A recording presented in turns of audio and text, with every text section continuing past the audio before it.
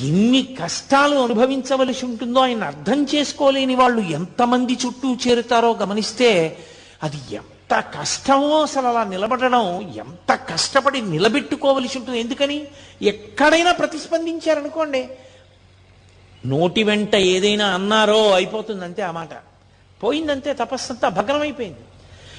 అలా కానీ రాగద్వేషములకు వశులయ్యారా మళ్ళీ పునర్జన్మల్లో కెడతారు. అందుకని ఎప్పుడూ ఆ స్థాయిలోనే నిలబడి ఉంటారు వాళ్ళు. ఉమ్ములేశాడు, వెళ్ళిపోయాడు, కిందకి వెళ్ళాడు, ఏదో రైలు ఎక్కాడు, వెళ్ళిపోతున్నాడు. ఈ కోపం మీద ఉన్నాడు కదూ, కోపానికి ఓ లక్షణం ఉంటుంది. అది ఎక్కడ నుంచో వస్తుంది అనుకుంటే తప్పు. కోపం వచ్చింది అంటారు. కోపం వచ్చింది అంటే ఎక్కడి నుంచో వచ్చి ఉండాలి. ఇప్పుడు కోటేశ్వరారు సభకు వచ్చారు అంటే ఎక్కడి నుంచో వచ్చాను నేను ఈ సభకి. కోపం వచ్చింది అంటారు. కోపం బయట నుంచి లోపలికి రాదు, ఇక్కడే ఉంటుంది. ఉండేది అవకాశం